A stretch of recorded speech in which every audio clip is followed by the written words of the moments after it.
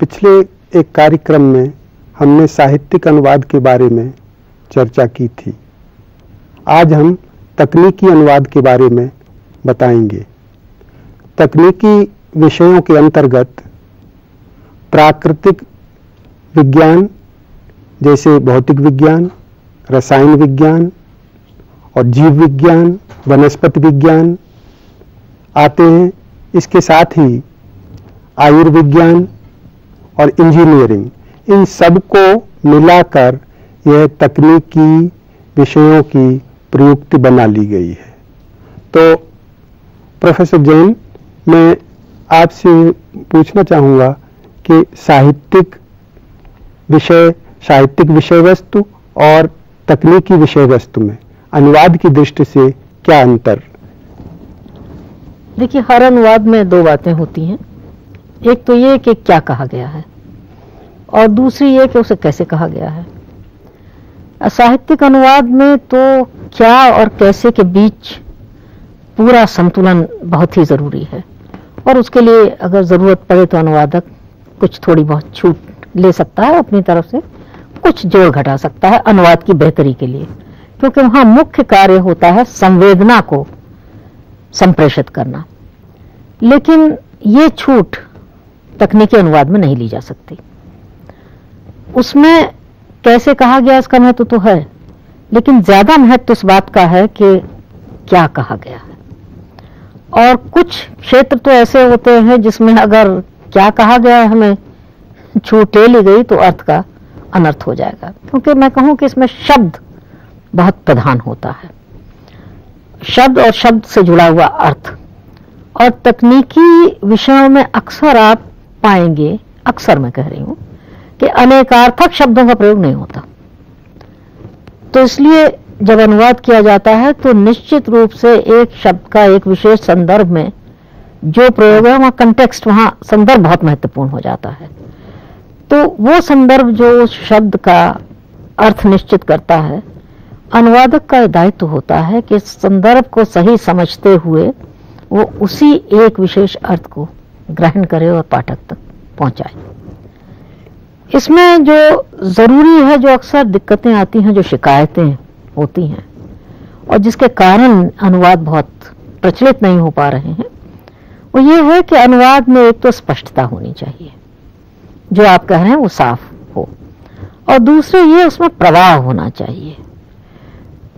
कहने का मेरा मतलब ये है कि अनुदित रचना भी, चाहे वो तकनीकी विषय की हो, चाहे आयुर्विज्ञान पर लिखा गया हो, इंजीनियरिंग पर लिखा गया हो, लेकिन वो अनुदित रचना भले ही अनुवाद हो, लेकिन वो अनुवाद सी लगे नहीं।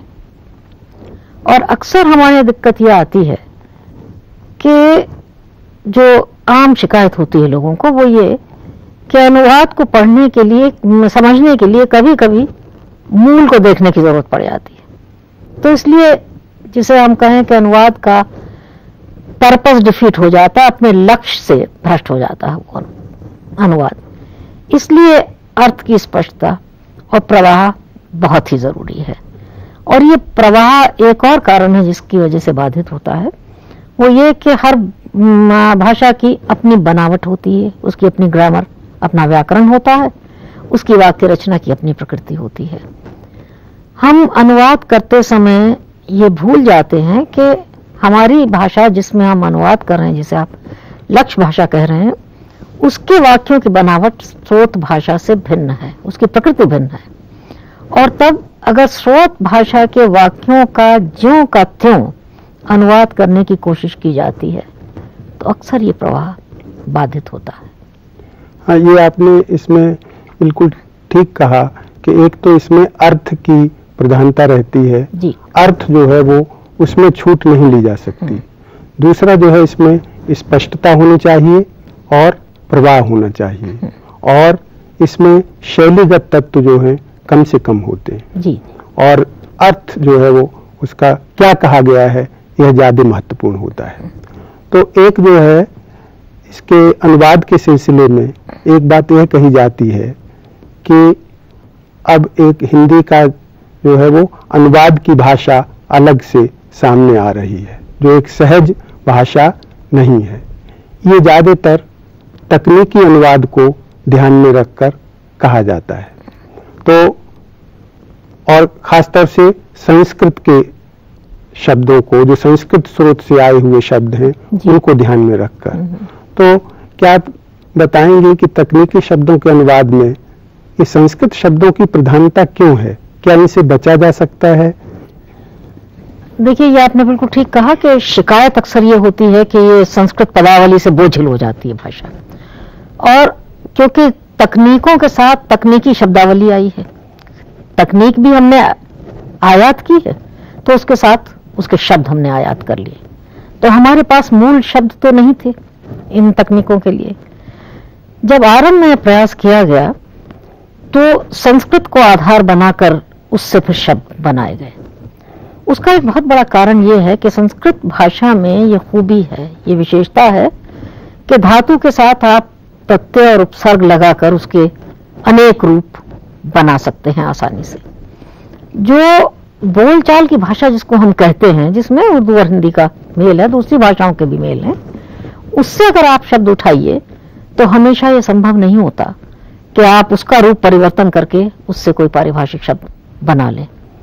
और मूल धातु से या मूल शब्द से अनेक रूप बनाने की क्षमता भी संस्कृत भाषा में जितनी है वैसे हिंदी में नहीं है। जैसे उदाहरण के लिए विधि शब्द है। अब विधि से विधान, संविधान, विधायक, विधेयक, तमाम शब्द आप उससे उसके रूप बनाते चले जा सकते हैं। अगर आप विधि की जगह कोई कहे कि साहब बोलचाल की शब्दावली में कानून का प्रयोग कर लीजिए, तो कानून से आप इस तरह से रूप नहीं बना सकते। और कुल मिलाकर के देखिए, भारतीय परिदृश्य में संस्कृत का वही महत्व है जो यूरोपीय परिदृश्य में लैटिन का है। तो जैसे आज भी शब्द बनाना हो, अगर लैटिन के आधार पर किसी नई चीज के लिए, नए आविष्कार के लिए शब्द बनाने की कोशिश की जाए, तो मेरा ख्याल है वहां कोई इस तरह नाक भौं नहीं सिकोड़ेगा। उसमें दिक्कत सिर्फ ये होती है कि कहीं कहीं जहां प्रचलित प्रयोग हमें उपलब्ध हैं, वहां भी उन प्रचलित प्रयोगों को या उनके समानांतर कुछ आसपास के शब्द हैं, उनको अनदेखा करके हम जबरदस्ती शब्द गढ़ते हैं, बनाते हैं और फिर उसको लागू करने की कोशिश करते हैं। एक दूसरी बात और है, ये जो चिढ़ पैदा करते हैं शब्द, देखिए ये नहीं भूलना चाहिए कि जो अंग्रेजी के शब्द हैं वो हमारे पास प्रयोग की परंपरा से आए, प्रयुक्त होते रहे हैं, उस परंपरा से आए। संस्कृत से जब शब्द बनाते हैं तो उसके प्रयोग की परंपरा नहीं है।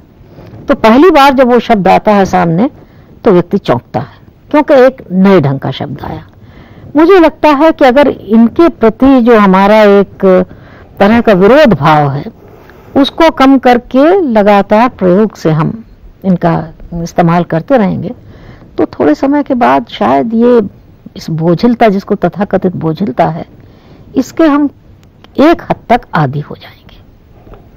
मैं इस आपकी कही हुई बात को कुछ उदाहरण देकर स्पष्ट करने की कोशिश करता हूँ। तो एक तो ये है कि जो आपने जो यूरोपीय भाषाओं का उदाहरण दिया कि वहाँ लैटिन के उपसर्ग और प्रत्यय लेकर नए शब्द बनाए गए हैं, तो चाहे जर्मन हो या फ्रेंच हो या अंग्रेजी हो या इटालियन हो, सभी में जो पारिभाषिक शब्द बने हैं उनमें उपसर्ग और प्रत्यय लैटिन के रखे गए हैं।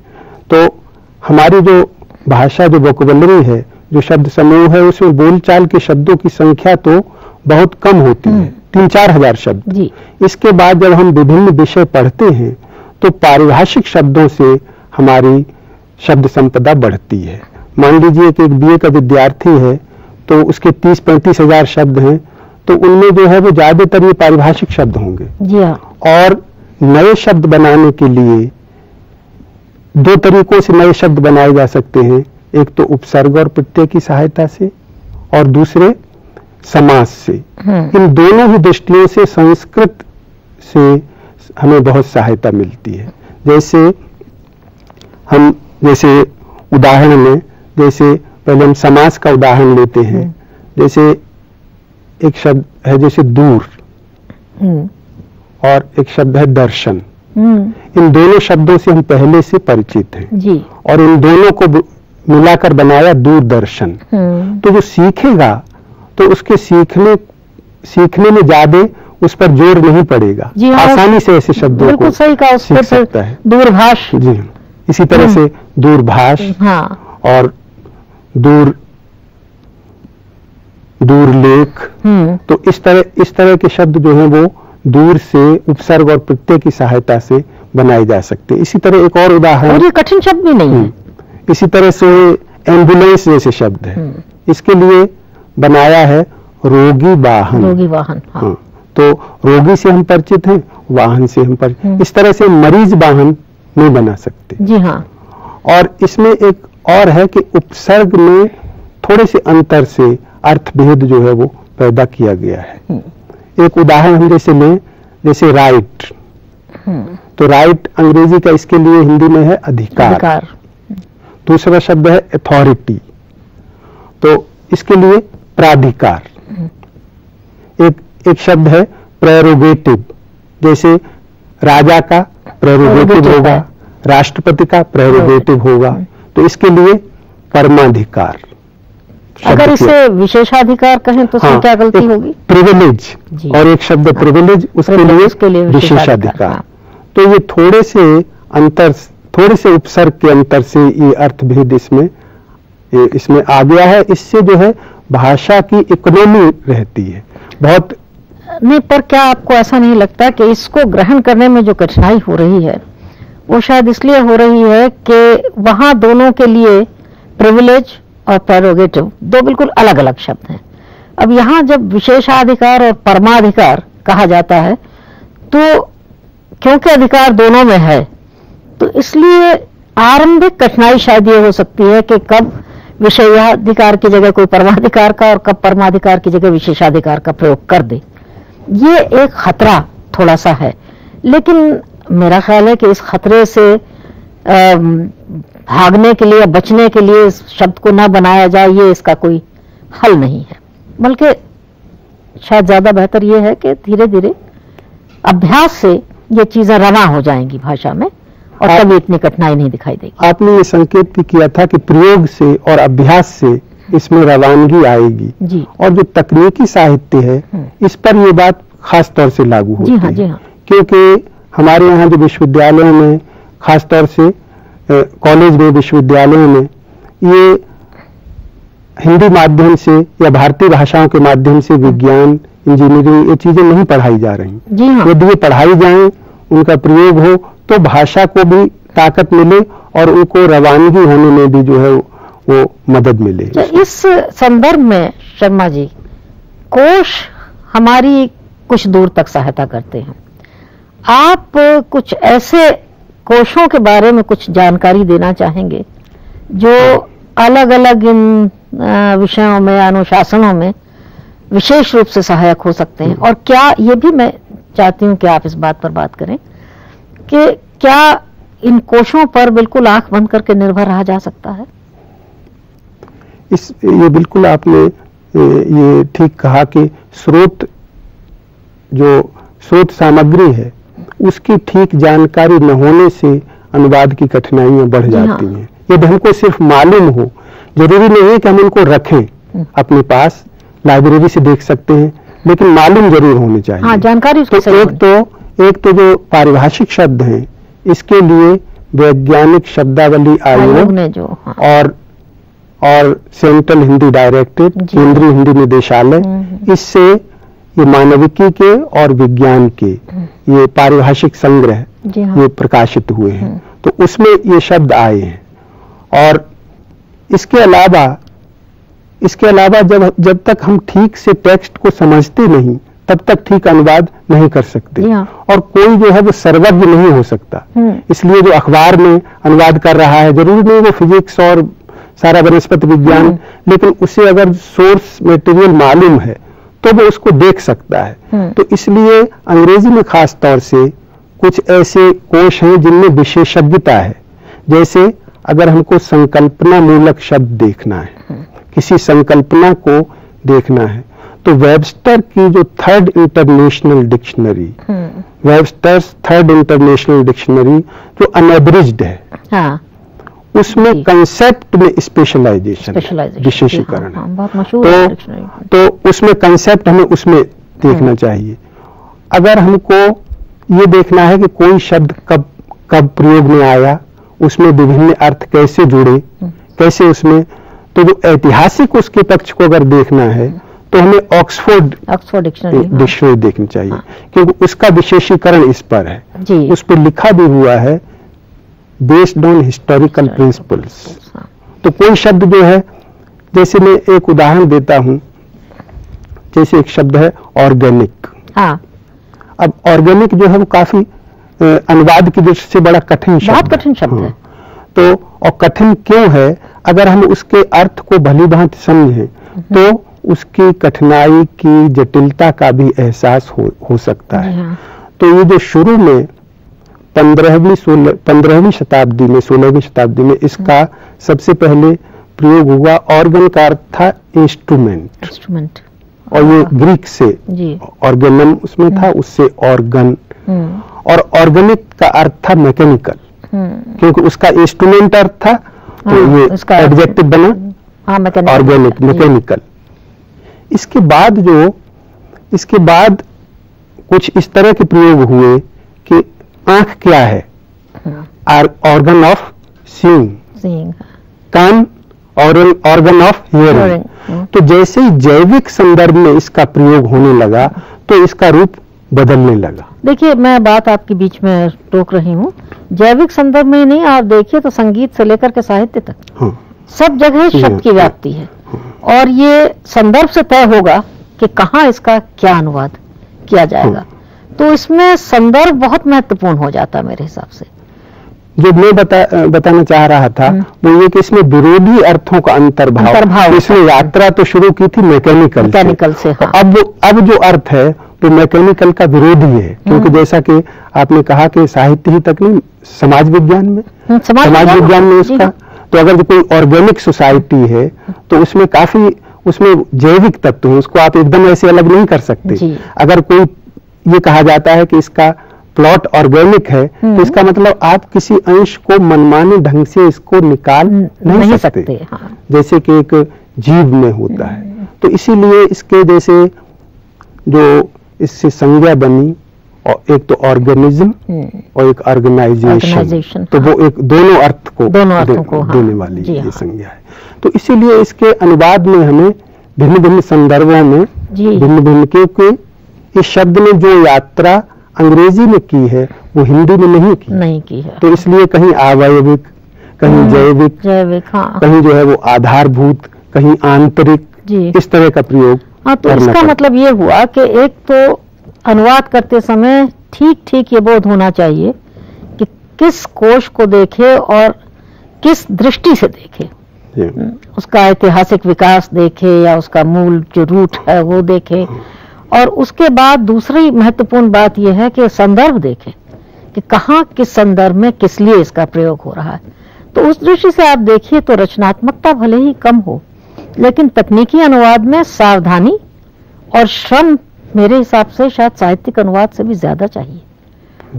क्योंकि अगर गलत स्रोत देख लिया तो फिर यही है कि आप अवयविक को सब जगह चलाएंगे या जैविक को आप सब जगह चलाएंगे, जबकि शब्द का कंटेक्स्ट के संदर्भ के भेद से अलग अलग जगह पर अलग अलग ढंग से अनुवाद होगा। आपने इस संदर्भ में ये समस्या उठाई भी थी कि क्या हम जैसे अखबार के लिए लिखा जा रहा है या साधारण कंटेक्स्ट में बात कर रहे हैं, हाँ। तो हम किन शब्दों का, क्या विशुद्ध रूप से तकनीकी शब्द है उसका प्रयोग करें या जो साधारण शब्द प्रचलित है जैसे विधि है और कानून है, हाँ। तो इनमें क्या हम हर जगह विधि का प्रयोग करें या कैसे? ये देखिए, मैं तकनीकी अनुवाद के बारे में बराबर ये सोचती हूँ कि तकनीकी अनुवाद एक हद तक पाठक ओरिएंटेड भी होता है या श्रोता ओरिएंटेड भी होता है। हमारे दिमाग में ये बात रहनी चाहिए साफ कि जिस वर्ग के लिए हम अनुवाद कर रहे हैं वो वर्ग क्या है। अब आप किसी विशेषज्ञ के लिए अनुवाद कर रहे हैं, किसी सामान्य व्यक्ति के लिए अनुवाद कर रहे हैं, किसी बीच के व्यक्ति के लिए जो शिक्षित है लेकिन विशेषज्ञ नहीं है, तो उस हिसाब से जब आप अनुवाद करते हैं तब आपको इस बात की कठिनाई महसूस होती है। खास करके आप ये देखिए आयुर्विज्ञान में जैसे बीमारियों के अनुवाद, अब बीमारियां सब जगह हैं, उनके लिए कुछ संज्ञाएं विदेश में प्रचलित हैं, लेकिन कुछ संज्ञाएं हमारे यहाँ अपने, क्योंकि बीमारी है तो हमारी अपनी संज्ञा है। तो हम ये कोशिश न करें कि हम जो विदेश से शब्द आया उसका शब्दानुवाद करें, बल्कि उसके समानांतर जो हमारे यहाँ संज्ञा प्रचलित है उसका हम आम आदमी के लिए प्रयोग कर लें, तब मैं समझती हूँ अनुवाद में स्पष्टता ज्यादा आएगी।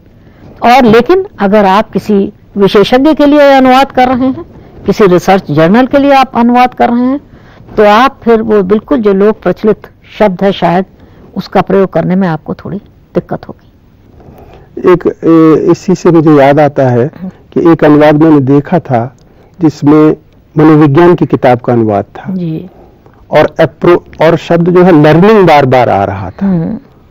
तो हर जगह उसमें जो है अधिगम, जिससे कि वो अनुवाद चौपट हो गया था।